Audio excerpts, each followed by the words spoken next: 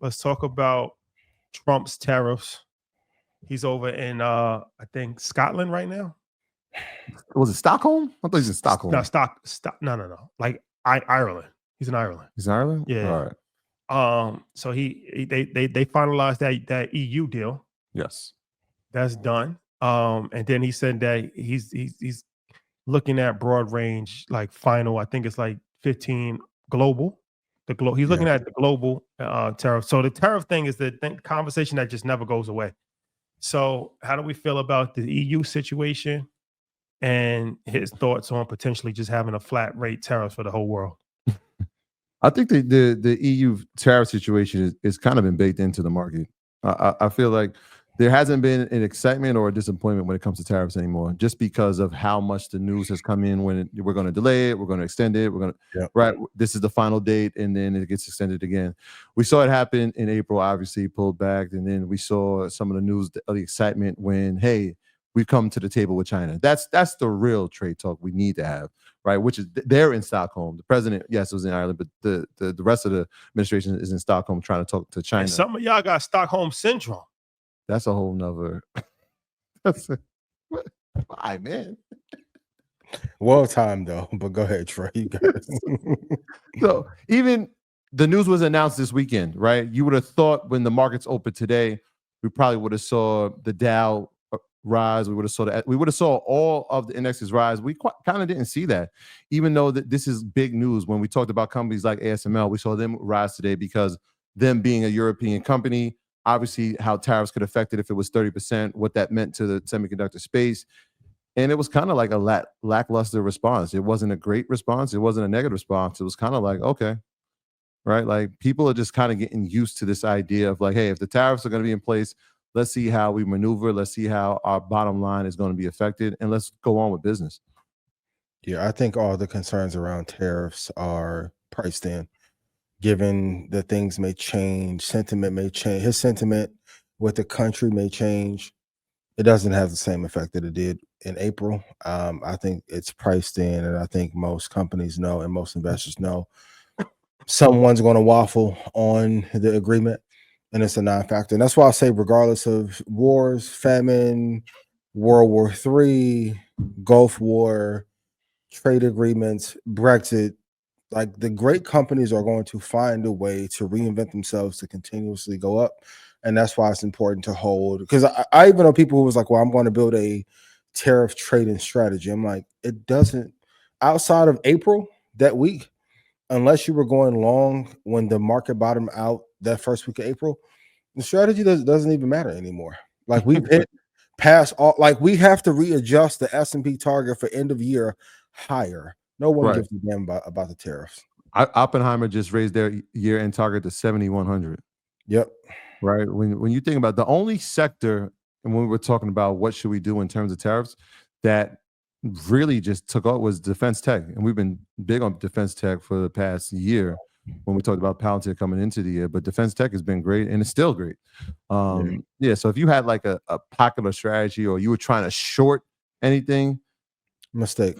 And historically, it's a mistake to short the stock market, because what you're saying is that my capital, however much, is going to outperform pension funds, fund of funds, mutual funds, and index funds long term. There's trillions of dollars going in when majority of funds, this is really important to know, majority of funds are long only funds, meaning they're betting on the asset going higher.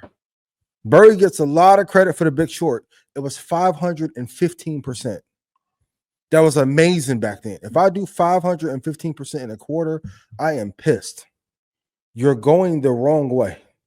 Put in chat, hold for the long term.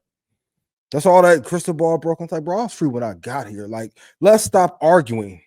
The goal should be 10,000% in 10,000 shares.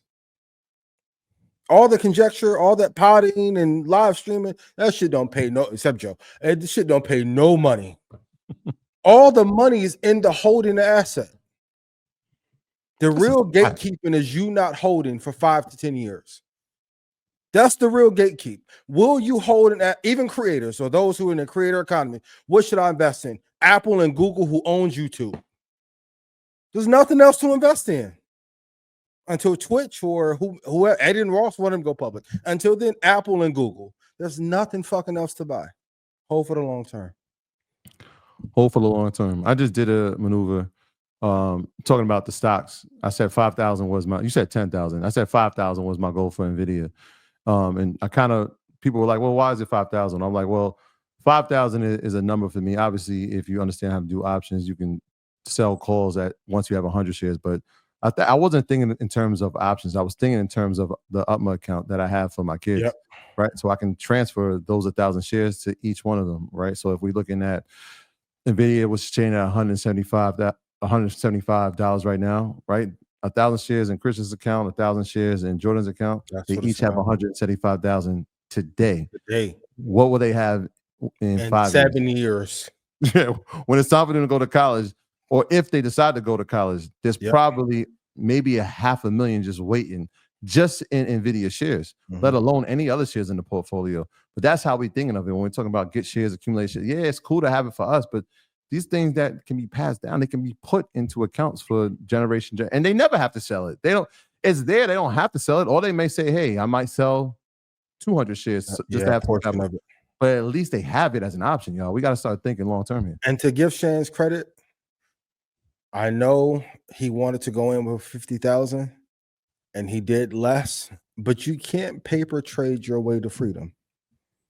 I know a lot of people that sit on the sidelines and be like, well, what about this? And I want to know every macro decision on earth before they make it, and they never get going. Shout out to Ty if you listen to you. I know one who's been paper traded for 10 years.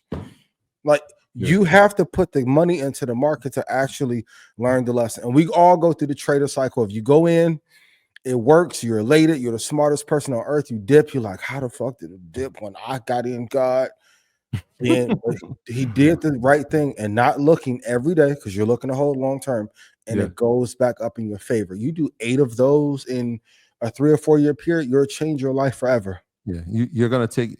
I'm glad he put the money in, and I'm glad that a lot of people who've been watching me putting, because you have to feel that emotion. Like, it's one thing for him to tell a story, and I tell a story, Ian tells a story, but like when it's your money and you go through that motion, a couple of things are gonna happen. Like, you know what? I'm built for this. I understand what happened. I trusted my investment. I trusted my research. I'm not moving anywhere. I understand what my threshold is if I go down a loss. Oh, that can happen to me again. But what did I learn from it so it doesn't? Right. So like that, you got to feel all these emotions, because once those are all out the way, then you understand, like, oh, we're sticking to our strategy because it works. Absolutely. And that's where you get all every lesson I learned came during the loss. Write it down. Maybe I bought too high. Maybe I bought off of someone else's sentiment. Maybe I bought off of standard RSI, and that's not the real level to work at. What is the catalyst? Is like a great thing to know is, what is the catalyst to make the stock go up in 3 to 9 months? Not my feel. When are the orders from Saudi for NVIDIA's chips going to come in? It helps. Yeah. It helps. Take a picture of it. Yeah. I got the picture. Can I show it to you? You ever seen what? this? I don't think I've ever seen you. What? I took a picture of my loss. You see it? Yo, not because I just wanted to see, like, yo, damn. Okay. This is somebody's house. For sure. This is one day. What are you going to do? Are you going to retreat? Are you going to stick to, like, you know what? I trust what I did. I'm going to stick to my plan. Yeah, I'm going to stick to the plan. We don't see that come back. Yep. 4 or 5x.